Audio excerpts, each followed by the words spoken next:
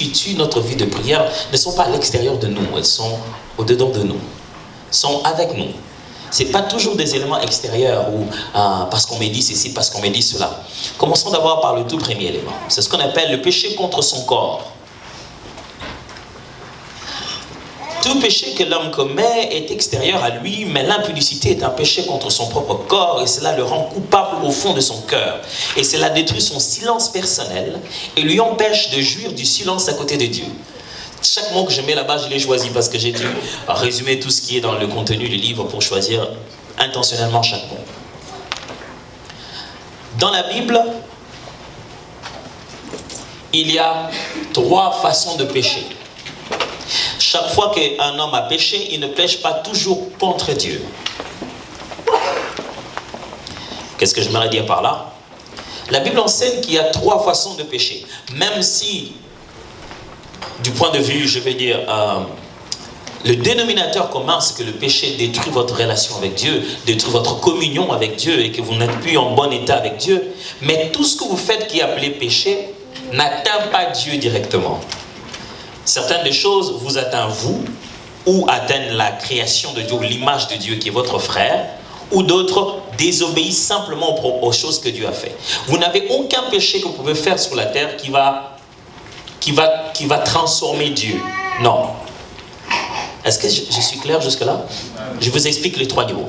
Premièrement, l'homme pêche contre Dieu. Quand on pêche contre Dieu, c'est-à-dire qu'on a désobéi à sa parole. J'ai péché contre l'Éternel car j'ai désobéi à sa parole. Je suis dans 1 Samuel chapitre 19, verset 22. Là, c'est Saül plutôt qui est en train de répondre à Samuel en lui disant non, je péchais contre l'Éternel parce que j'ai désobéi à la parole qu'il m'a donnée. Il y a deuxièmement ce qu'on appelle pécher contre son frère. Combien de fois dois-je pardonner mon frère lorsqu'il pêche contre moi, dit Pierre lorsqu'il pose la question à Jésus et que Jésus lui répond 70 fois, 7 fois.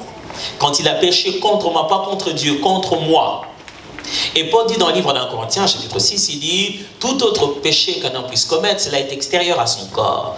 Mais celui qui pêche par l'impudicité, pêche contre son propre corps. Voilà la logique. Quand vous désobéissez à la loi de Dieu, vous frustrez Dieu et vous détruisez la nature de votre communion avec Dieu.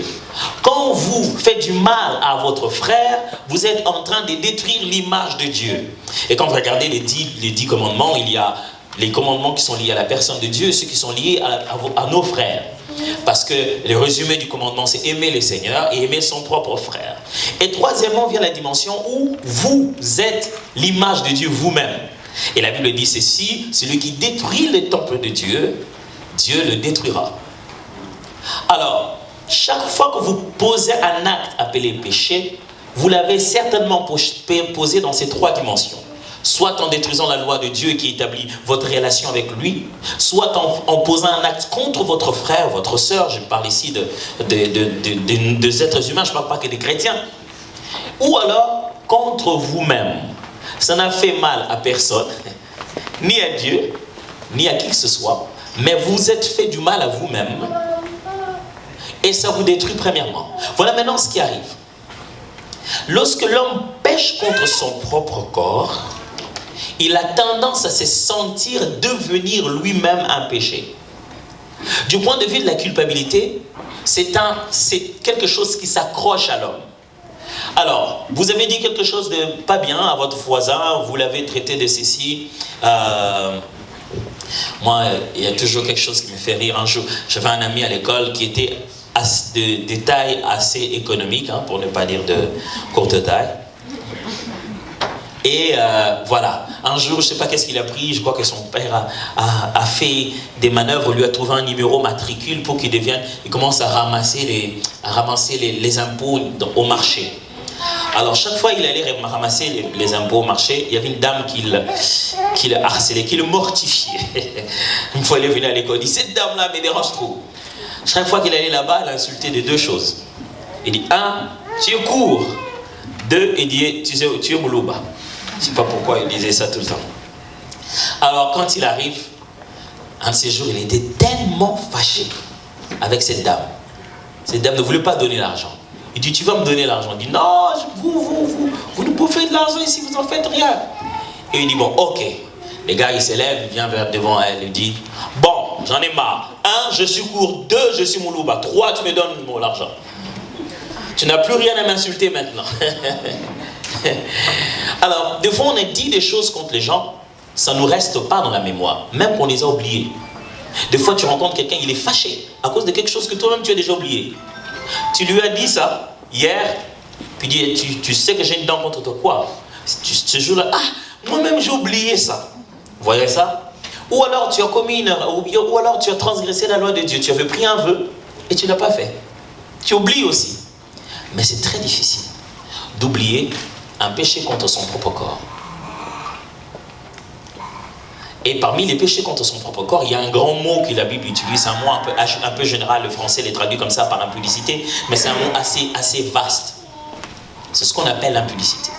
Voilà ce que les gens pensent. Les gens pensent qu'impudicité égale 2 personnes qui s'attachent sexuellement dans une relation illicite. Non, c'est beaucoup plus grand que ça. Le grec dit pornéa, c'est ça le mot qu'il y a dans l'impudicité, dans le grec, là, à cet endroit. Ça parle de pornéa, c'est-à-dire tout langage, attitude, pensée et acte qui émanent d'une réflexion pornographique. C'est-à-dire, les gens on peut parler impudiquement. On peut avoir des conversations impudiques. Un jour j'étais choqué, il y avait des frères qui étaient là et puis pour ne pas être impudiques dans leur langage, selon eux, ils ont inventé un dictionnaire chrétien d'impudicité. Ils disaient, les gars là, t'as la sœur en a vraiment, Colossiens, Éphésiens en tout cas. Ils disent, regarde cette sœur là, vraiment c'est Colossiens et c'est Éphésiens. Je regarde la sœur, je dis, qu'est-ce qu'il y a à voir avec Colossiens et Éphésiens? Elle parlait des gens, mais bon, je vous épargne les autres détails. Mais elle utilisait ça, on peut avoir des conversations impudiques, des réflexions impudiques, un accoutrement impudique. C'est pourquoi Jésus a expliqué c'est comme ça l'impudicité. Il dit, bon voilà, vous avez appris qu'il a été dit, tu ne commettras pas d'adultère dans le cadre de quelqu'un qui est déjà engagé. Mais il dit, moi je vous dis, quand quelqu'un regarde une femme qui ne lui appartient pas, mais il a déjà des pensées dans la tête avec elle, il commet l'impudicité. Vous voyez ce que Jésus veut nous montrer? Il dit, l'impudicité n'est pas un acte, c'est d'abord une intention. Quand on fait développer des pensées dans la tête, on est déjà parti.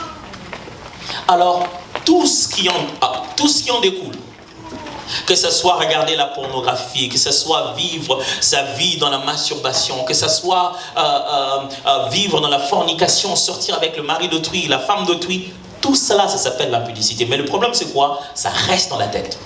Ce sont des images fraîches qui ne quittent pas votre tête. Et qu'est-ce que l'ennemi fait? Chaque fois que vous priez, il vous rappelle ça.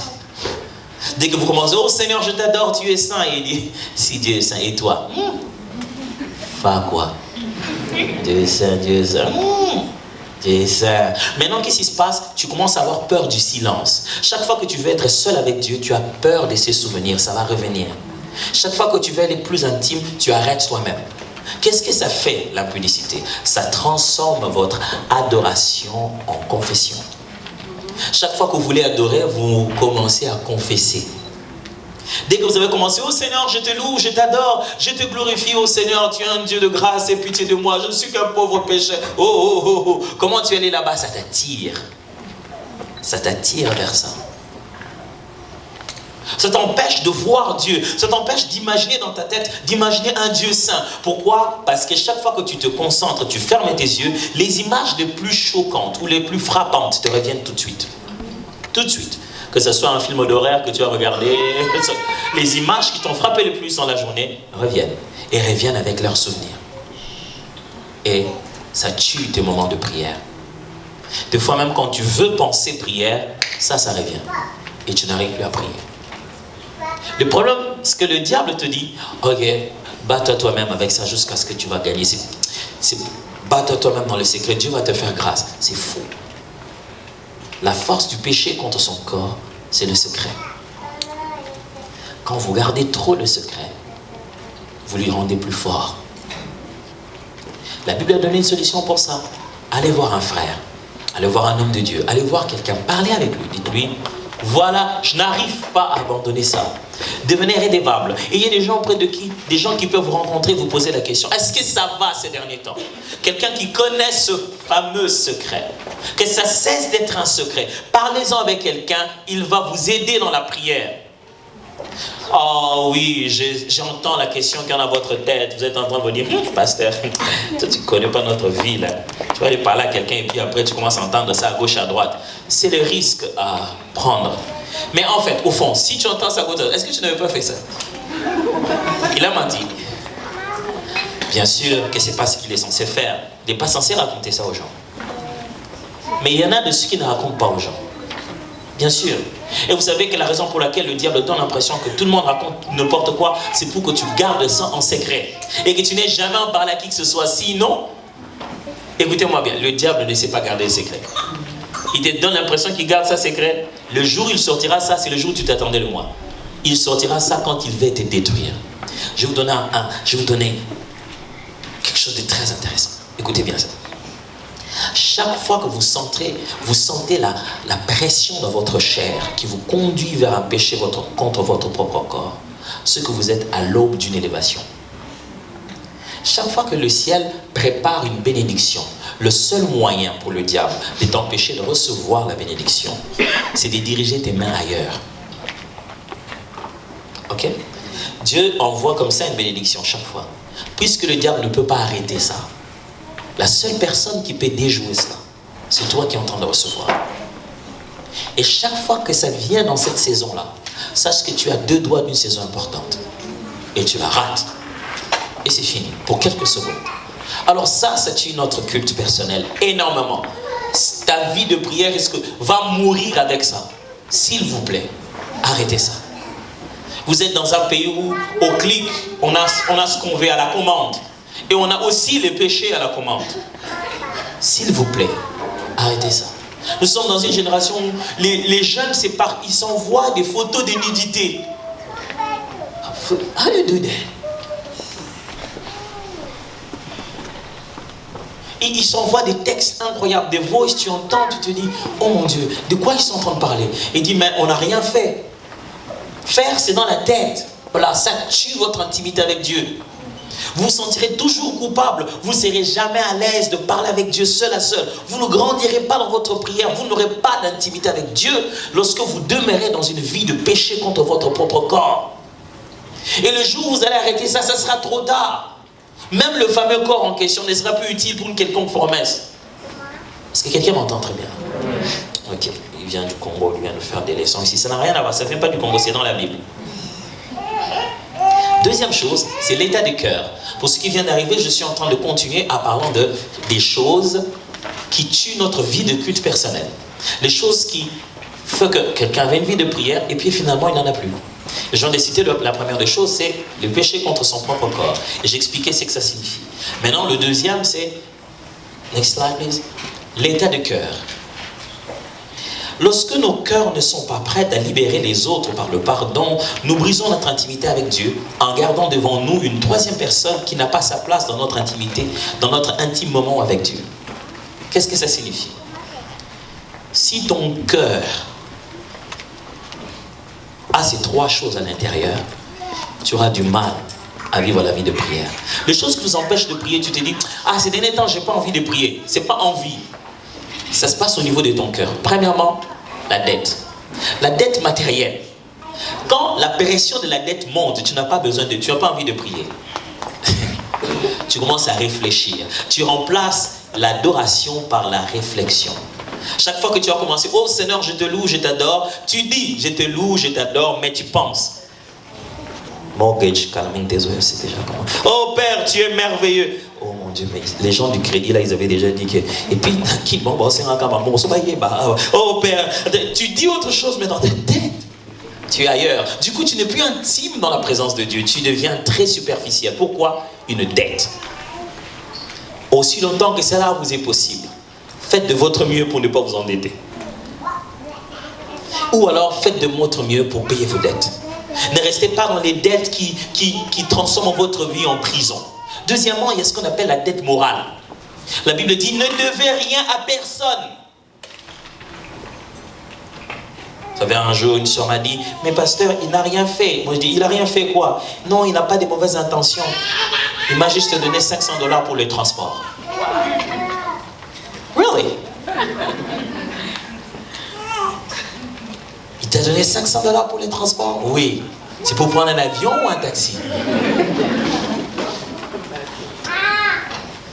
Ne sous-estimez pas la force d'une dette morale.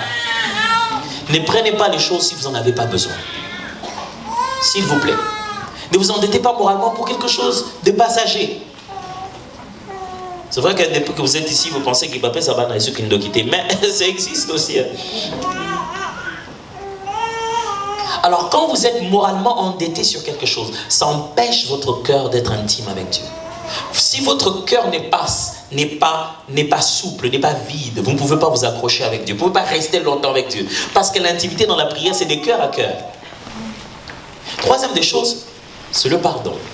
Quand vous emprisonnez quelqu'un dans votre cœur, ça signifie ceci. Quand vous restez seul avec Dieu, vous deux, vous n'êtes plus à deux, vous êtes à trois. À cause de votre prisonnier que vous trimballez partout. Parce que vous lui avez donné une promesse que vous allez vous revoir au cimetière. Ça m'étonne un peu quand les gens disent toi et moi on se verra au cimetière. Quoi, il y a un resto au cimetière après tous les morts vont se rencontrer, donc ils ont donné le rendez-vous. Quand il est au live, tout le monde a qu'un cimetière. Jésus a donné une très belle illustration. Il a donné un exemple pour expliquer ça. Il a dit un homme avait une dette, une grosse dette. Il est allé demander pardon à celui à qui il a pris la dette parce que tout ce qu'il avait essayé de faire comme investissement n'avait pas marché. Le monsieur lui dit, bon, ok, j'oublie cette dette-là. C'était une grosse dette. Si on la traduit maintenant, c'était une très très grosse dette. Donc, allez, des milliers et des milliers de dollars si on traduisait ça maintenant. Il lui dit, bah ok, j'oublie ça. Et lui, en rentrant au village, il se rend compte qu'il rencontre un des autres gars qui avait sa propre dette à lui. Il dit, toi tu avais ma dette. J'aime bien comment Jésus raconte ces paraboles. Il répète exactement les mêmes phrases que lui-même avait dit à ce roi-là pour demander pardon. Il dit, sois patient envers moi, je te paierai. Il lui dit exactement la même chose que lui-même venait de dire. Il dit, non, ça marche pas. Cette histoire de patience, c'est trop. Il le jette en prison. Waouh. Les gens de la prison se disent, non, il faut quand même qu'on ait dit à ce roi-là. Il dit, non, tu sais quoi, le gars que toi tu as pardonné ici, lui, il est allé prendre quelqu'un d'autre. La dette là, c'était même le 1 millième, un demi, je sais pas moi, millionième. C'était le tout petit, c'était comme une dette de $10, pendant que lui, on venait de lui pardonner pour une dette de plus de centaines de milliers de dollars. Le roi entend ça, il dit, quoi? Appelez-moi ces gars-là. Il arrive, il dit, moi je t'ai pardonné pour ta grosse dette là. Et toi, au lieu de faire autant, tu vas mettre quelqu'un en prison? Pour ça, ok, on va faire comme tu fais. Allez, mettez-le en prison lui aussi jusqu'à ce qu'il va me donner ma dette. Quelle est la leçon de Christ? La leçon de Christ est celui-ci. Celui qui emprisonne s'emprisonne. Celui qui emprisonne s'emprisonne. Chaque fois que vous gardez quelqu'un au fond de Dieu, dans votre cœur, vous n'arrivez pas à le pardonner, c'est pas lui qui est en prison. C'est vous qui êtes en prison. Chez vous, dans votre cœur, vous le tabassez tous les jours, mais quand vous le voyez, il grossit, il est toujours en bonne santé. Dans votre cœur, vous le chicotez, mais quand vous le rencontrez, il fait que réussir. Dans votre cœur, vous dites qu'il va tomber, mais quand vous le rencontrez, il fait que monter. Il n'y a qu'une seule personne qui souffre dans cette histoire, vous. Il ne souffre même pas. Et Jésus, vous savez, c'est une phrase que nous entendons, mais nous ne prenons pas ça au sérieux. Dieu pardonne les hommes à deux conditions. Deux éléments sont la base de notre pardon. Premièrement, à cause de Jésus. Deuxièmement, à cause du fait que nous-mêmes nous pardonnons. Jésus enseigne en disant ceci. Si vous ne pardonnez pas aux autres leurs offenses, votre Père qui est dans les cieux ne vous pardonnera pas non plus. Vous avez dit ça déjà? Mais pourquoi vous ne prenez pas ça au sérieux? Vite, on court vers Dieu en disant Seigneur, pardonne-moi. Et vous ne vous demandez pas pourquoi Jésus a même mis ça dans la prière modèle. Notre Père qui est aux cieux, pardonne-nous nos offenses comme nous pardonnons. Ça veut dire, prends référence à notre manière de pardonner. Alors, pardonne-nous de la même manière.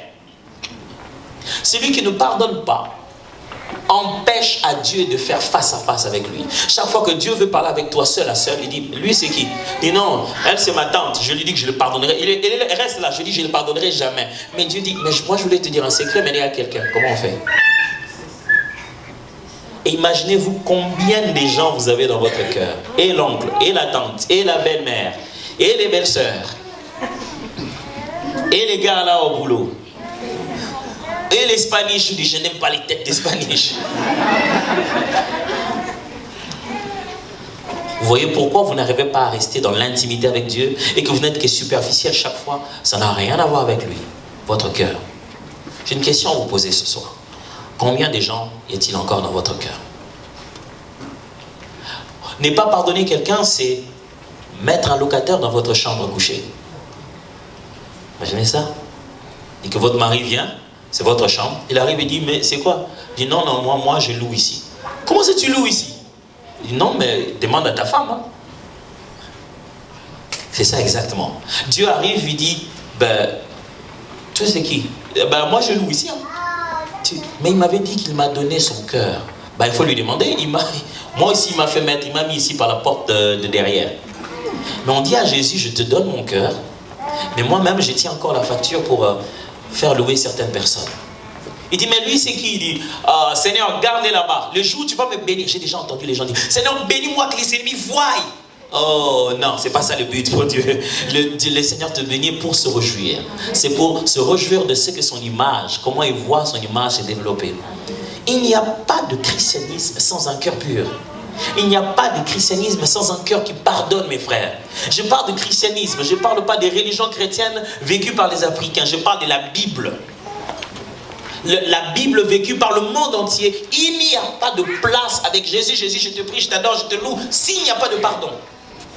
Et de pardon de n'importe quoi et de tout. Selon le texte que je viens de vous citer tout à l'heure de Jésus, Jésus dit ceci: souvent, Dieu nous pardonne pour beaucoup et nous refusons de pardonner pour peu. Tu vois quelqu'un énervé. On raconte l'histoire d'une femme qui était tellement énervée le jour où son mari est venu la voir en lui disant: bon, tu sais, avant j'avais une mauvaise vie, je ne savais pas, je pensais qu'il n'y avait rien, mais on vient de me révéler que je dois avoir un enfant. Ouh, la femme s'est fâchée. C'est-à-dire, quand je dis fâchée, c'est-à-dire qu'elle s'est fâchée. Elle s'est fâchée comme pas possible. C'est quoi? Tu savais ça bien avant. Et ça va gêner. La femme était fâchée comme pas possible. Les maris venaient chaque soir avec des fleurs, des parfums. Mais la femme était fâchée pendant un mois. Ils avaient 3 enfants. Bon, elle a dit, écoute, je vais quand même appeler le garçon, on va quand même venir le voir pour qu'on puisse savoir qui c'est. Il dit, bon, c'est pas un problème, amène-les, on va voir si on trouvera la place dans cette famille. Puis il va aller revoir son ancienne petite amie. Il dit, bon voilà, où est l'enfant en question? Il dit qu'il vienne, la famille veut le connaître. Il dit, quel enfant? Il dit, mais tu m'avais dit qu'on avait un enfant, tu m'as montré. Il dit, non, ça c'était juste pour que je puisse avoir de l'argent, il n'y a jamais eu d'enfant. Elle est rentrée dire à sa femme, il n'y a jamais eu d'enfant. Je ne crois pas, il y avait un enfant, comment il a disparu? Il dit, non, mais c'est elle qui m'a menti, il n'y a jamais eu d'enfant. Bon, après quelques mois, le mari, il a fait un accident et puis bon, finalement, on a dû lui prendre du sang et on a demandé à la famille que chacun donne les sangs, les enfants et tout et tout. Comme ceux qui font des tests ne demandent jamais des permissions, ils sont allés faire des tests et se sont rendus compte que les enfants ne sont pas ses enfants.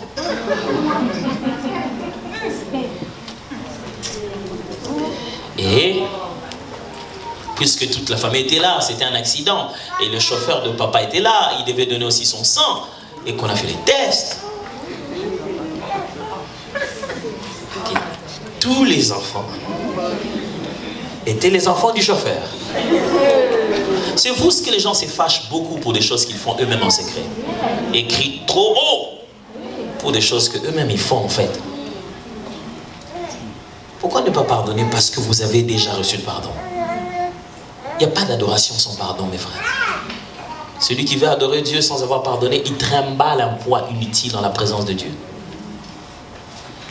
Troisièmement, La religiosité, donc on va s'arrêter à ça hein, pour tout ce qui concerne, pour ce qui vient d'arriver, je parle à ces niveaux maintenant des choses qui empêchent notre vie de prière, qui nous empêchent de bien vivre notre vie de prière. Le chrétien se doit de faire la différence entre la nouvelle naissance en Christ et en soi-disant religion chrétienne dans la pratique. C'est-à-dire quoi?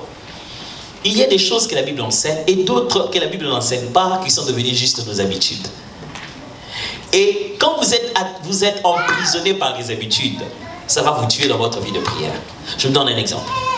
J'ai prié un jour avec des amis, un frère, un ami qui était même un professeur d'ailleurs, qui enseignait dans un centre. Et on priait un jour, je l'ai entendu dire, Seigneur, vous êtes merveilleux, vous êtes grand. Seigneur, pour tout ce que tu as fait pour moi, pardonne-moi Seigneur de t'avoir tutoyé. Seigneur, vous avez fait pour moi. Il demandait pardon à Dieu de l'avoir tutoyé. Parce qu'il a grandi dans une bonne famille, très bien éduquée, où il faut vous voyez les grandes personnes. Donc de tout le temps il parle, il dit Seigneur vous, Seigneur vous. C'est moralement correct, mais bibliquement hérétique. Notre Père qui es aux cieux, que ton nom soit sanctifié, que ton règne vienne, que ta volonté soit faite sur nous. Donne-nous aujourd'hui notre... Jésus ne nous a jamais appris à vous voyer le Père. Et cette personne, quand elle dit tu, elle sent qu'elle a péché. Elle se sent mal à l'aise. Il y en a une autre, dès qu'elle commence à prier, elle reprend le schéma de la prière collective. Elle commence d'abord par Yeshua. Et puis Seigneur, je te dis merci, je te rends grâce, je te loue. Seigneur, j'invoque ta présence au milieu de nous. Et il est seul, hein. Il dit j'invoque ta présence au milieu de nous. Vous savez, cette prière, on prie pour le retardateur, pour que Dieu empresse les repas. Nous prions pour ceux qui ne sont pas encore là, Seigneur, que tu empresses les repas. Du genre, ils sont là, leurs jambes, où est-ce que je vais? Ça, c'est une façon de justifier qu'ils ne sont pas en retard. Ils sont en retard. Le Seigneur n'a rien à voir avec les repas. Mais il prie non seulement ça, il dit, maintenant je vais invoquer le Saint-Esprit. Ah, Saint-Esprit, je t'invoque. Il a ça. Et il est arrivé un moment, il a invoqué le Saint-Esprit, et puis il s'est rendu compte qu'il n'avait pas encore demandé pardon de ses péchés. Il dit, hé, Seigneur, tu devais d'abord demander pardon. Il a une formule. Comment vous faites quand vous causez avec quelqu'un? Vous commencez en disant, bonjour, bonjour. Il y a quand même un protocole, oui. Mais dans la conversation, il n'y a plus de logique. Il y a toujours un protocole d'entrée et un protocole de sortie, de démarrage et de conclusion. Mais à l'intérieur, dans le contenu, ça va d'après les sujets les plus importants. Quand quelqu'un est emprisonné dans cette forme de religion dans sa tête, ça empêche sa vie de prière de grandir. D'autres, par exemple, quand il veut lire la Bible, il ouvre par là où il peut ouvrir. Il prend la Bible et dit, Seigneur, je te prie que quand je vais ouvrir cette parole, que tu me parles. Il ouvre comme ça. C'est la page où on écrit Nouveau Testament. Qu'est-ce que Dieu veut lui dire? Et c'est devenu très difficile depuis qu'on n'ouvre plus la Bible, on clique sur la Bible. Comment tu vas faire? Seigneur, là où je vais cliquer, que ce soit toi. Parce que quand tu cliques, ça va ouvrir d'abord la Bible. Il faut que tu ailles chercher clairement où il faut cliquer. Alors, de fond, nous avons pris dans notre tête des habitudes qui sont juste une forme de religion chrétienne, mais qui n'ont absolument rien à voir avec Dieu. Rien à voir avec Dieu. Un jour, j'étais dans une réunion de prière, quelqu'un dit, on ne chasse pas le diable assis. Vous avez déjà entendu ça? Ça sonne bien qu'on dit ça en lingala.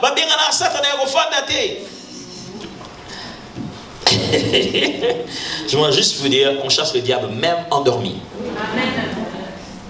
Alors du coup, quand il fait sa prière d'autorité et qu'il n'est pas debout, il sent que ce n'est pas puissant. Et surtout s'il ne gronde pas. Au nom de Jésus. Alors, quand vous avez un grand mélange de certaines choses dans la tête, ce sont elles qui se battent avec vous. Quand vous n'arrivez pas à les faire, vous savez, parce que c'est une religion, ça ne peut pas rester permanent. Au bout d'un moment, ça va se bloquer. Et quand ça se bloque, votre vie de prière retombe encore. Et vous rentrez encore, reprendre à zéro, jusqu'à ce que ça se bloque. Et votre vie de prière retombe encore. Par exemple, les gens aiment gêner quand ils sentent que spirituellement il est faible. C'est maintenant je ne prie plus, je vais gêner. Le jeûne en réalité, ce n'est pas pour redémarrer la machine. Le jeûne en réalité, c'est de l'entretien. Ça c'est une culture qu'on n'a pas beaucoup eue. Vous peut-être, mais moi, chez nous, non. Ce n'est pas une culture qu'on a beaucoup eue, la culture de l'entretien. On préfère que le trou grossisse, jusqu'à ce que ça devienne l'Iboulouman Zengele. Alors là, on peut commencer à essayer d'arranger ça. On ajoute une chose dans son état pour qu'il devienne meilleur. On n'attend pas qu'il devienne encore mauvais vraiment. On prévoit déjà qu'après 3 mois, ça va s'engraisser, je vais mieux arranger ça. On ne jeûne pas parce qu'on n'a plus la vie de prière. C'est surtout quand on a la vie de prière qu'on jeûne pour ne jamais rentrer dans certaines choses. Vous voyez ça, hein? J'aime bien quand on fait... Alors, tout ce qui est dans votre religiosité vous empêche de vivre votre vie chrétienne. Vous devez rester dans la simplicité de la parole, dans ce que la Bible dit vraiment, pas dans ce qui s'est ajouté après. On priait avec les gens, on dit, mais pourquoi toi quand tu veux prier, tu commences directement par la langue? Je devais attendre quand? Il dit, il faut attendre un peu que la prière chauffe. Mais je ne sais pas cette histoire de température de prière, où est-ce que vous avez eu ça? Il faut que la prière chauffe, alors le parlant langue va venir. Il vient d'où? Comment vous faites pour parler lingala? Vous attendez que quoi chauffe?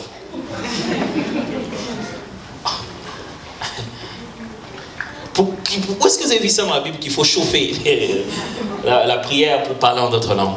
Alors, il y a des pratiques qu'on a vues dans notre milieu et qui sont transformées. J'ai même vu un jour, les gens avant de prophétiser, ils doivent d'abord trembler un jour. Oh mon Dieu!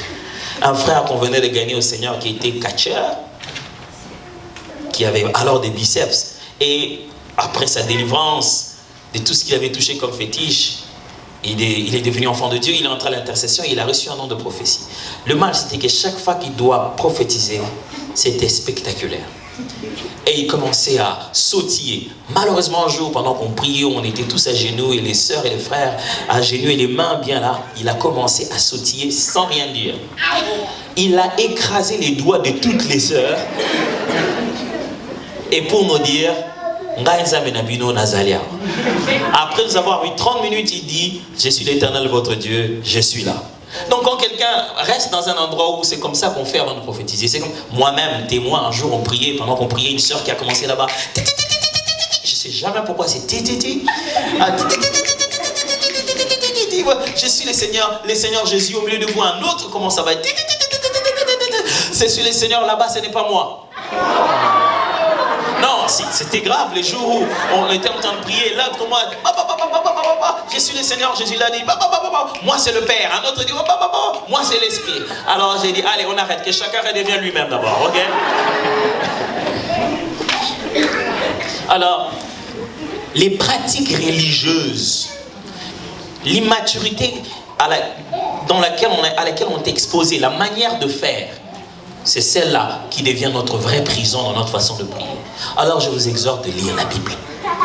Lisez vous-même la Bible. Regardez ces choses-là vous-même. Est-ce que ça se trouve quelque part? Lisez par vous-même la Bible. Ok? Great. Je vais parler alors quelques minutes sur le culte communautaire. C'est-à-dire quand nous nous rassemblons, qu'est-ce qui se passe? Rapidement. Ce que j'entends par culte communautaire, c'est simplement ce que la Bible appelle l'assemblée. Parce que dans la Bible, quand on utilise le mot culte, ce n'est pas vraiment pour les réunions de prière comme ça. Dans le Nouveau Testament, le mot culte apparaît dans une idée de revenir sur le même mot culte de l'Ancien Testament. C'est généralement lié aux actes que l'on posait dans le tabernacle pour offrir le sacrifice.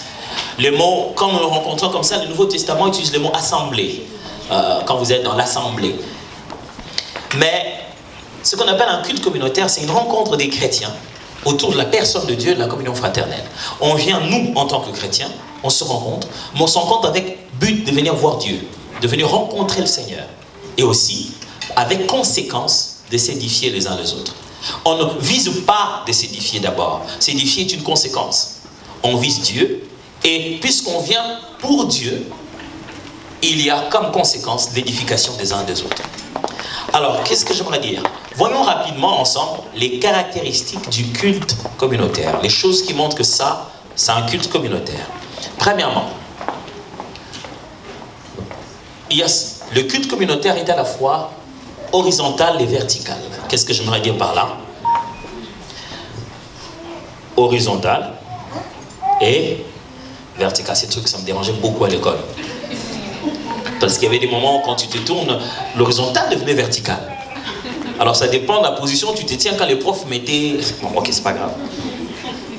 Horizontal et vertical. C'est juste des termes pour dire horizontale, c'est la forme de relation entre hommes, nous, égaux, et verticale, c'est la relation entre nous et Dieu. Le culte, quand nous nous rassemblons, il y a toujours deux raisons qui sont en un. C'est un peu comme je viens de le dire. Le culte, on vient pour Dieu et ça a comme conséquence l'édification des uns et des autres. Frères et sœurs, ne venez pas à l'église en disant, quand on a fini, moi je suis parti. Hein. Quand on a fini l'église, les communions fraternelles, là, tout ça, là, moi je n'aime pas. C'est comme ça là qu'on commence à manquer du respect aux gens. Cette église-là n'existe pas. L'église où vous venez, vous priez, vous rentrez. Non, non. Non, ça n'existe pas. Même à Walmart, même à TJ Maxx, on vous demande de donner votre numéro de téléphone pour vous enregistrer. Et vous venez dans les choses de Dieu, vous ne voulez pas vous engager. Ça n'a pas de sens. Le culte communautaire, c'est venir adorer Dieu, saluer les autres, parler avec eux, les embrasser, prier avec eux, exercer votre don en leur faveur et recevoir l'exercice de leur don. Amen. On ne dit pas « je suis chrétien simple ». Il n'y a pas de chrétiens composés, ni de chrétiens surcomposés. Il n'y a pas « je ne suis que… » On ne vient pas à l'église en disant « moi je viens de temps en temps à l'église ». Ça, ce n'est pas l'église. L'église, c'est un endroit où on vient, on se prosterne pour adorer Dieu et on exerce les dons pour s'édifier les uns les autres. Ce qu'on appelle, je vais le dire tout à l'heure, s'embrasser, toucher, se saluer, ça fait partie du culte. Mais simplement, puisqu'on ne peut pas le faire dans le culte, on le fait comme une étape après. La communion fraternelle est une étape du culte. Yeah, that's crazy. Moi, dès qu'on finit, moi je prends mes enfants, on part. Ok, mais tout le jour tu pries que Dieu te visite, tu crois qu'il va le faire comment? La raison pour laquelle, vous savez, j'aime bien quand les gens disent, moi je n'aime pas trop les amitiés avec les gens là parce que je n'ai pas trop m'attacher, on ne sait jamais, après ça tombe toujours mal, j'en ai l'expérience. Hein. C'est pourquoi moi je n'ai pas d'amis. Il y a des gens qui boostent, qui disent qu'ils n'ont pas d'amis, ils sont très heureux de dire qu'ils n'ont pas d'amis. Waouh! C'est des gens quoi, vous êtes tellement rigoureux avec vos critères que vous n'avez pas d'amis? Non, moi je vais vous proposer ça autrement. Vous êtes tellement mauvais que personne ne veut être votre ami. Et c'est de l'orgueil. Le jour où vous aurez quelqu'un pour ami, vous lui dites déjà, tu sais, moi je n'ai pas beaucoup d'amis, hein, si je suis avec toi. Et du genre, allez, c'est un produit rare que je suis en train d'avoir là. C'est de l'orgueil, vous empêchez à Dieu d'agir en vous. Christ, le Fils de Dieu, prend Pierre, Jacques et Jean, il dit, venez prier avec moi, mon âme souffre jusqu'à la mort. Il n'avait pas honte d'être vulnérable auprès de certaines personnes. Vous ne pouvez pas vivre une vie chrétienne seule. Une vie chrétienne de solitude, c'est de la mort. Jésus n'est pas venu juste pour conduire une brebis, il est venu conduire un troupeau. C'est pourquoi il va chercher la brebis qui est en dehors pour la ramener dans un troupeau. Un culte corporel, un culte communautaire, c'est à la fois vertical. On vient pour Dieu, mais on vient aussi pour cette intimité, pour cette relation, pour recevoir de toi. Celui qui vient dans le culte et qui ne donne pas est un assassin. Il tue la vie des autres. On a besoin de toi. Là que vous êtes assis, je transpire, j'écris. C'est mon tour de vous servir. Vous nous servez quand? Si vous êtes dans une église où vous ne servez jamais, vous n'êtes pas en train de jouer le rôle d'un chrétien. À quel moment les autres profitent de ce que vous donnez? Je ne parle pas de vos offrandes, nous tous on en donne. Je parle de votre don, de votre talent, de votre capacité, des choses que Dieu a mis en vous. Vous donnez ça quand?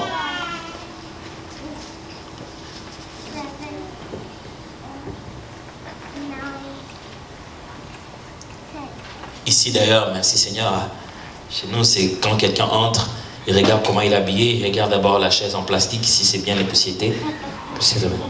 Pourquoi pas poussière, bateau, pédale. On se demande bien qui était censé poussiéter ça.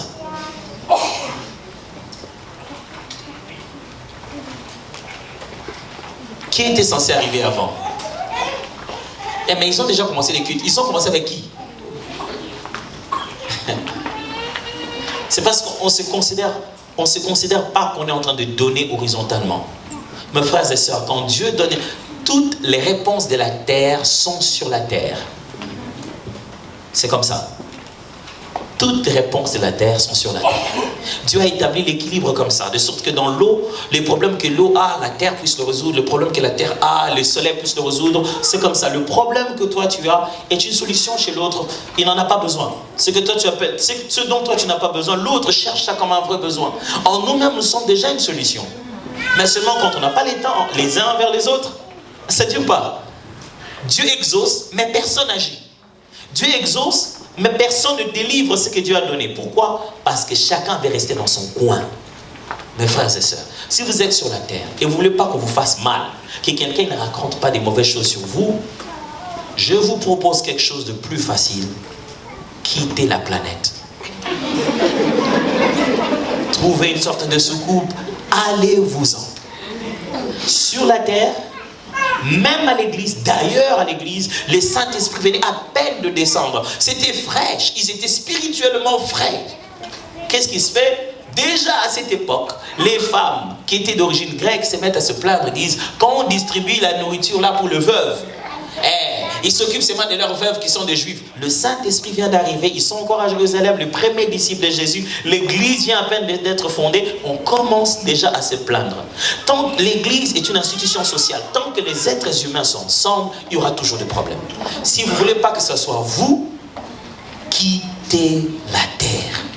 Ne croyez pas qu'à l'église des Blancs, il n'y a pas de problèmes. Il y a aussi des problèmes blancs. Ne pensez pas qu'il n'y a pas de problèmes dans l'église des Espagnols. Il y a aussi des problèmes hispaniques. Ne pensez pas qu'il n'y a que des problèmes dans les églises des Noirs. Il y a aussi des solutions dans les églises des Noirs. Mais la question est, vous êtes qui? Un problème? Oh non, moi je ne suis pas un problème. Mais si vous n'êtes pas non plus une solution, est-ce que vous êtes un problème? Si vous n'êtes pas... Posez-vous une question. Dans toute la vie de cette église, à quel moment on a besoin de toi? Si vous ne savez pas répondre à ça, est-ce que vous êtes un problème? Dans toute la vie de cette église, à quel moment cette église a besoin de toi? C'est à ce moment-là qu'on t'appelle toi.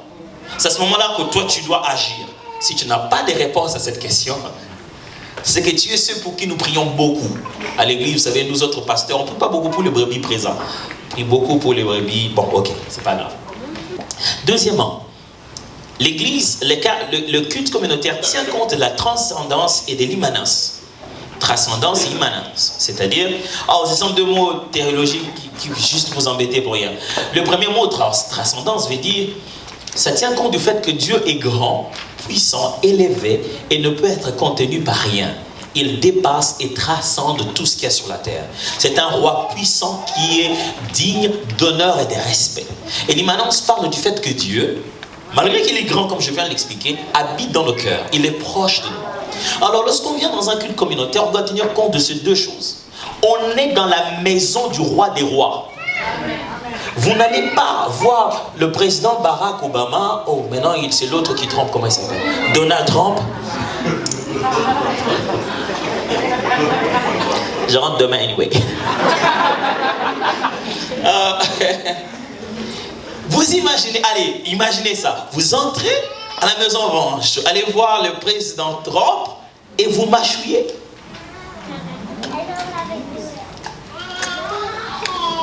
Yes, sir. Vous êtes sûr? Un jour, on a chassé un homme d'affaires américain, un milliardaire qui était allé au Nigeria. Parce que dans la culture nigérienne, vous ne pouvez pas mettre la jambe sur celle-ci jusqu'au point de faire voir vos semelles. Alors qu'il était là, il parlait avec le président et tout. La première fois, on est venu lui dire, Sir, take your feet down. Ah, yeah, il a oublié. Deuxième seconde, il dit, Sir, tendez-les. La troisième fois, on l'a pris. Lui et la chaise, on l'a jeté dehors. Je me rappelle une des fois, je crois qu'on était allé au ministère de la Culture pour prendre nos cartes d'artistes. On arrive et à un moment, on nous dit non, la dame qui est ministre voulait vous voir. On dit ok, on s'approche. Il y avait un de nous qui avait une culotte. On était en relax, on dit non, vous n'êtes pas en tenue de vue, vous ne pouvez pas aller, je suis finalement allé seul. Parce qu'il semble qu'il est pasteur et ils n'ont pas droit des culottes. Et on n'est pas entré. Pourquoi? Parce qu'il faut respecter le protocole. Mes frères, Quand vous venez à l'église, vous venez devant un roi. Vous n'êtes pas un endroit où il faut blaguer. Quelqu'un à l'église, depuis tout le temps, il se prend une photo, WhatsApp, et il met ça sur Facebook, moi au culte pendant l'adoration.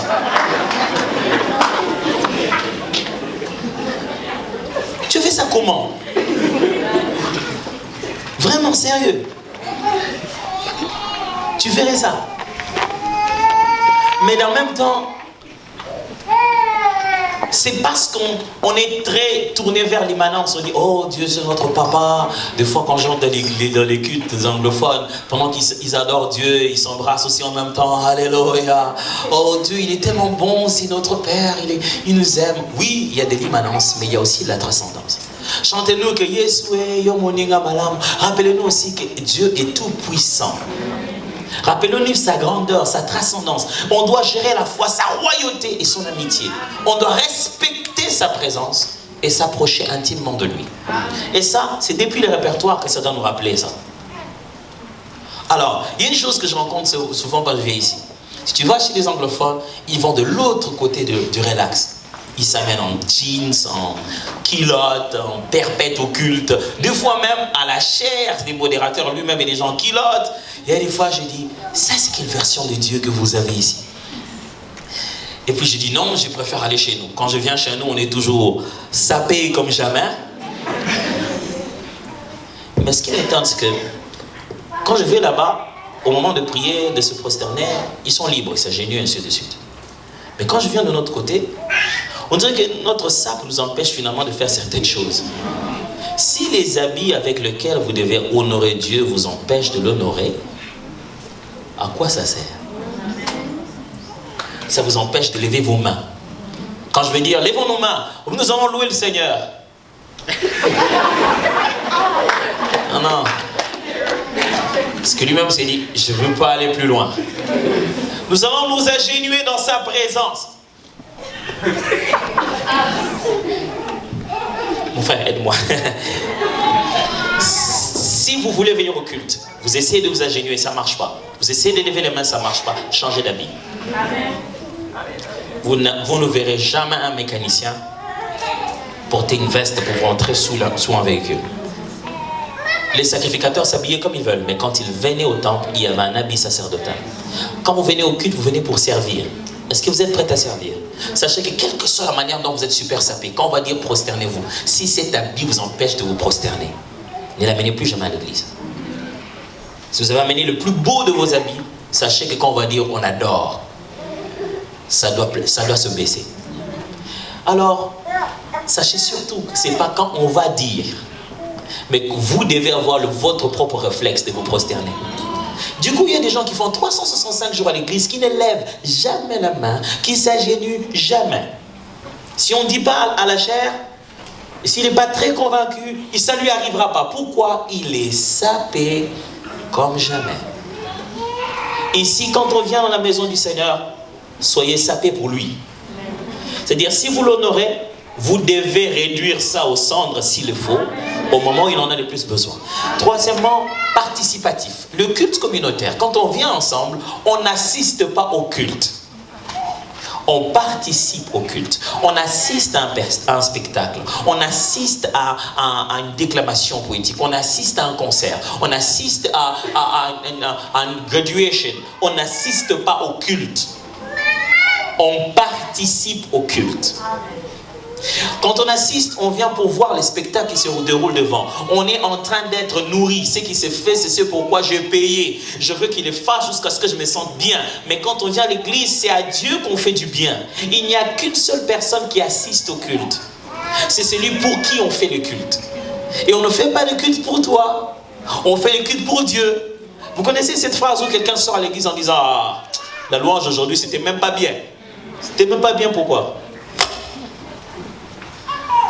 Attends, ça m'étonne que j'ai préparé une nourriture que j'ai mis sur la table, j'ai dit que ce n'est pas pour toi, c'est pour papa. J'entre 10 minutes après, tu me dis, mais il n'y a même pas de sel dans ce repas. C'est que tu as mangé. Tu dis qu'on est en train d'adorer Dieu, et toi tu dis que l'adoration n'est pas bien. Tu as commencé à... À quel moment c'était toi qu'on adorait? Non, mais l'adoration n'était... Dis-moi que tu n'aimes pas cette chanson, mais dis pas que l'adoration n'était pas bien. Dis-moi que c'est un répertoire que tu ne connais pas, mais dis pas que l'adoration n'est pas bien. Parce que ce n'est pas toi qui juges si c'est bien ou c'est pas bien. Parce que ce n'est pas toi qu'on adore. Et tous les jours, les pauvres groupes de louanges souffrent de ça. Ils se disent, on doit chanter la chanson que maman pasteur aime, ou papa pasteur aime.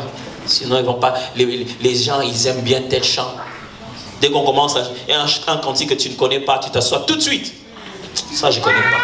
Mais on met les lyriques pour que tu apprennes. Vous imaginez quel est notre travail de conduire l'adoration? Je connais presque pas la grande partie des gens qui sont ici. Et je dois modérer. Comment je saurais que cette chanson-là, vous la connaissez? Comment je vais vraiment savoir, papa qui a fait ça? Comment je vais savoir les répertoires des cantiques que vous connaissez? Et quand je mets des cantiques ici, je me dis, laissons-nous être inspirés par un texte qui rappelle à chacun le grand Dieu qu'il est. Même si la mélodie, vous ne la connaissez pas. Vous avez la grâce d'avoir un texte qui passe. Lisez les textes, suivez la mélodie. On parle de Dieu. Ah, et avec la musique des Américains, là, ah, moi je préfère quelque chose de chez nous. Chez vous, ça devait être le ciel. On ne vient pas assister au culte, mes amis. On vient participer. Quand on dit on acclame les seigneurs, on ne vous acclame pas. On acclame les seigneurs, donc vous devez acclamer. Non, c'est pas acclamons les seigneurs. Vous savez, il y a des gens, quand tu regardes son visage, c'est comme s'il est toujours en train d'aspirer de l'air. C'est pas grave, ok. Vous venez participer au culte. Quand on danse, on ne danse pas pour que vous regardiez. Il y a même des gens, quand ils dansent, vous dansez et lui il touche l'autre. À ce moment-là, toi tu fais quoi? Ok, je vais finir vite avant qu'on va... Quatrièmement, le culte christocentrique, c'est-à-dire il est centré sur Christ. On ne vient pas pour plaire aux hommes, on vient pour plaire à Christ. Il est question de Jésus du début jusqu'à la fin. Cinquièmement, il est dirigé par le Saint-Esprit. Il n'est pas dirigé par nos goûts, mais c'est ce que l'Esprit veut ce jour-là et comme il le veut. Si on peut mettre le Saint-Esprit en avant, ça serait une très bonne chose. Sixièmement, il tient compte de la nature des participants. Je voudrais quand même dire ça. Quand on se rencontre ensemble, Paul suggère ceci. Si nous avons de non-chrétiens, on ne se mette pas tous à parler en langue. Parce qu'ils ne comprendront rien. Rien du tout. Paul dit, quand on est là, que quelqu'un ne se mette pas à parler en langue sans qu'il y ait d'interprétation. Qu'il ne prenne pas une parole publique et il parle en langue sans qu'il y ait d'interprétation. Parce que ça serait vraiment, ça ne servirait à rien, ça n'édifierait pas. Si quelqu'un parle en langue en public en prenant la parole, il faudrait alors que quelqu'un d'autre interprète ce qu'il vient de dire. Ce qui veut dire que chaque fois que vous faites un culte, des choses peuvent changer quand vous tenez compte du fait qu'il y a des non-chrétiens qui viennent aussi à ces cultes-là. Et généralement, nos cultes, disons, des cultes de dimanche ou nos cultes de la semaine, les cultes de fin de semaine, ne sont pas vraiment de cultes, je vais dire, essentiellement chrétiens. Ce sont des cultes évangéliques. On tient compte de non-chrétiens qui viennent parce qu'ils n'ont pas toujours nos habitudes. On ouvre toujours de l'espace pour qu'on puisse les gagner au Seigneur. Et celui qui est censé gagner quelqu'un au Seigneur, ce n'est pas le prédicateur seulement. Les gens restent dans une église pas parce qu'il y a seulement la bonne parole, mais c'est parce qu'il y a aussi ce climat social. Mais si chacun fait la tête, début jusqu'à la fin, il ne faut pas venir juste pour écouter la prédication. Pourquoi ne pas mettre ça sur YouTube? Il vient ici, c'est aussi pour la chaleur humaine. Le fait qu'il est entouré des gens qui vont le saluer, lui demander comment tu t'appelles. Quand il va lever la main et dire qu'il est venu pour la première fois, tu vas retenir son nom. Et qu'à la fin du culte, tu vas le saluer. Et savoir de quel côté il vient. Ça, c'est pas le travail du pasteur, c'est la famille. Et d'ailleurs, le pasteur va arriver chez lui comment? Toi qui es déjà vieux à l'église, tu viens tout de suite vers le pasteur de confier. Pasteur, je voulais te parler. Il n'a même pas le temps d'aller voir le nouveau. Vous voyez pourquoi les gens ne viennent pas à l'église? Parce que quand le culte finit, entre nous, nous nous retrouvons. Et lui, il est isolé. Il ne sait pas, il est venu dans quelle famille. Le culte doit tenir compte des participants. Certains cultes, vous avez, c'est un culte où il y a essentiellement des personnes d'un certain âge. Ne leur jouez pas une certaine forme de musique, ils vont s'ennuyer. Allez, vous avez des gens d'un certain âge, vous voulez leur jouer la musique d'aujourd'hui là.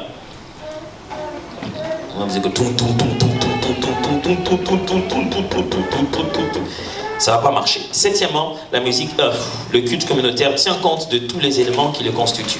Allez, je n'ai pas le temps de parler de ça. Dans un culte, il y a beaucoup d'éléments. Si vous pouvez aller au next slide. Il y a beaucoup d'éléments dans un culte, beaucoup d'éléments. Il y a la louange et l'adoration ou le chant. les prières, la communion fraternelle, la lecture, la prédication de la parole, les témoignages d'édification, la sainte seine, les offrandes, l'utilisation de dons spirituels. Il y a même dans certains textes, on parle des occasions, il y a des lavements des pieds, des saints baisers, des baptêmes. Tout ce sont des éléments qui peuvent avoir lieu dans un culte. C'est pas dire que chaque fois qu'il y a un culte, tous ces éléments doivent se faire ce jour-là. Non, ce sont des éléments qui se font dans un culte. Dans les réunions chrétiennes, on peut avoir tous ces éléments être faits. Alors quand on fait un culte, il faut qu'on tienne compte des éléments qui constituent le culte. Il y a 4 obstacles, je vais les citer rapidement. Le tout premier, c'est la mentalité des consommateurs. Ce qui tue le culte ensemble, c'est quand les gens viennent pour être servis que de servir. Ils viennent comme des consommateurs. Ils viennent comme des gens qui sont venus dans un concert. Les pasteurs donnent la prédication. S'ils n'ont pas aimé, ils ne reviennent pas demain. Ils viennent comme des gens pour qui on fait tout ça. Tout ça là, on fait ça pour eux. Mais frères, on ne fait pas tout ça pour vous. On fait tout ça pour Dieu. Vous êtes en train de faire tout ça avec nous. Je ne sais pas si vous comprenez ça. Vous et moi sommes en train de faire tout ça pour Dieu. Alors, quand les gens commencent à avoir la mentalité des consommateurs, ils commencent à détruire le culte. C'est eux qui font maintenant des commandes. Des pasteurs, moi, quand vous faites là, moi, je n'aime pas. Chacun n'aime pas. C'est que tu dis que tu... Un jour, le pasteur Hollande nous racontait, il a fini de modérer un culte. Ce jour-là, il a dit qu'il était le plus doux que possible. Il était calme, il n'a pas beaucoup trop bougé. Il finissait de modérer un culte à la borne et puis il rentre. Quand il rentre, et un papa vient le voir. Un vieux papa lui dit, mon fils, ça fait 20 ans que je suis dans le Seigneur. Ça fait très longtemps que j'ai senti la présence de Dieu. Aujourd'hui, j'ai senti la présence de Dieu. Que Dieu te bénisse. Il dit, merci papa. 2 pas après, il y a un jeune qui l'appelle. Il dit, vieux, Yadalo. Il dit, qu'est-ce que tu as eu aujourd'hui? On dirait qu'on était dans un congélateur. C'était froid. Il n'y avait pas la présence de Dieu aujourd'hui. Tu as dormi où? Puis, il dit lui-même, il rentre au bureau, il s'est dit, Seigneur, le vieux a dit que tu étais là. Le jeune a dit que tu n'étais pas là. Et toi-même, tu dis quoi? C'est parce qu'on vient avec une mentalité des consommateurs. On a tellement de choix. Si je n'aime pas, je vais aller dans l'autre église. On n'appartient pas. Et ça tue le culte communautaire. Deuxièmement, le mauvais élan à la veille. Généralement, avant de venir au culte, l'état de cœur ou les choses qui précèdent le moment avant de venir ici, ça peut ennuyer totalement votre culte. Si vous êtes venu ici et que votre femme vous a mis en retard, les 15 premières minutes ici, vous n'étiez pas là. Vous étiez en train d'essayer de vous calmer. Enfin, il manquait pour que quelqu'un vous tenir ici pour vous calmer. Parce que durant toute la route, vous étiez fâché.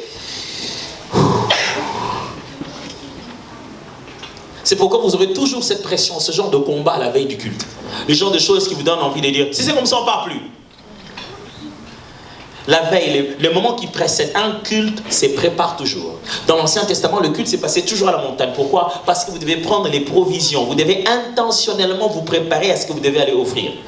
Parce qu'arrivé sur place, vous n'allez pas commencer à essayer ça. C'est pourquoi Jésus a chassé les vendeurs dans les temples. Parce que leur but, c'était de commencer à faciliter ceux qui n'avaient pas des offrandes, à venir le trouver déjà et les acheter sur place. Or, le but de Dieu, c'est que chacun souffre en portant son offrande comme un sacrifice jusqu'au lieu où il devait l'offrir. Alors, à la veille, vous aurez toujours ce combat-là. De venir avec quel élan de cœur. Troisièmement, les déséquilibres dans l'usage des éléments du culte. Pas du culte, il y a un D plutôt, du culte. Qu'est-ce qui se passe? Soit on vient dans un culte et on prêche trop longtemps comme aujourd'hui.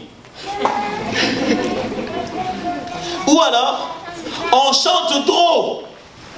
Quand les éléments de culte que j'ai présentés tout à l'heure rapidement ne sont pas pris avec équilibre, ça empêche les cultes d'être là. Ou alors on parle de tout et l'esprit n'a même plus la liberté d'agir au milieu des hommes. Ou alors on fait trop de communion fraternelle et on ne prêche plus la parole. On doit veiller à l'équilibre de chacun de ces éléments. Il y a un moment où il faut chanter. Quand on chante, ce n'est pas la chorale qui chante. La chorale entonne les chants qu'on chante tous. Et enfin, la mentalité des stars et spectacles. Quand vous êtes dans un culte et que les acteurs, c'est-à-dire les gens qui passent, les faiseurs de culte, protocole, tous ceux qui passent pour nous conduire dans quoi que ce soit, commencent à se comporter comme des stars, ça tue. Quand ils commencent à venir devant pour eux, Quand tu commences à chanter la musique pour eux, vous savez ces choses où le modérateur, quand il est devant, il nous dit « Bien aimez vous danser pas, arrêtez d'abord. Bien aimez vous danser pas. » Il commence à vous raconter une histoire des malades qui ne peuvent pas danser à l'hôpital, disant « Oh non, les malades, il y a plusieurs qui sont prêts à mourir. S'ils étaient à votre place, ils nous font peur. Ils nous racontent un film d'horreur pour nous faire danser. » Le lendemain, l'autre dimanche où c'est pas eux qui modèrent, ils dansent pas non plus. Hein. Surveillez. Regardez l'autre dimanche, lui qui nous a dit qu'il fallait danser à tout moment. Quand c'est pas lui qui modère, regardez-les au coin. Il danse pas. Il veut juste nous dire, ça c'est un truc qu'on fait quand on est devant. Je suis pas vraiment sérieux que ça. C'est juste le show. Ou alors quand vous regardez les chants qu'ils ont devant, même la manière dont ils sont habillés, vous vous demandez, est-ce qu'on est toujours dans une église? Et la mentalité du spectacle, donc, les gens viennent pour voir comment ça va apparaître à gauche, ça va apparaître à droite, comment ça va faire boum. Enfin, je crois, oui, enfin maintenant, ça c'est vraiment le vrai enfin. Manque de cohésion entre les acteurs. J'ai pas le temps de parler des acteurs de culte, il y a des acteurs visibles, invisibles, des acteurs célestes et terrestres, et les anges participent à nos cultes et ainsi de suite. Mais quand il y a un manque de cohésion entre les différents acteurs, disons déjà terrestres, ça détruit le culte. Quand le protocole ne sait pas qui est le prédicateur, je suis déjà allé à 2 ou 3 églises où j'arrive, on entre, le protocole, comme il ne savait pas qui est le prédicateur, il prend mon interprète, il l'amène, et il me demande d'aller m'asseoir quelque part. Je m'assieds, le culte passe, on attend toujours le prédicateur, il n'est pas toujours venu. Le culte passe, il me dit, mais le prédicateur, il est où? Quand je vois qu'il cherche le prédicateur, j'étais là depuis longtemps. J'étais là, mais comment vous avez... Ou alors c'est les modérateurs qui veulent d'abord beaucoup chanter, le prédicateur veut monter, mais lui il a les yeux fermés. Depuis que le prédicateur est là, il fait des signes, mais wapi, il est toujours... Alors quand il n'y a pas cohésion, on n'est pas obligé que la prédication de demain soit cachée comme un questionnaire d'examen d'État. On peut venir à la répétition et dire aux autres, demain je vais prêcher sur ça. Est-ce que vous avez des chants qui peuvent aller avec ça? Alors quand les différents acteurs ne collaborent pas, on veut tirer le drap de son côté. Nous qui venons pour participer ensemble avec eux, on perd quelque chose. Donc, j'ai trop de choses à enseigner pour quelques jours. J'ai revu ma méthode. J'ai laissé les slides. Au cas où vous en aurez besoin, vous demanderez au pasteur. Il pourra vous le donner pour ça. Et si vous n'avez pas suivi, parce que j'étais trop rapide, il y a toujours le live Facebook. Vous pouvez rentrer et suivre ça calmement. Je ne sais pas si on fait des CD, non?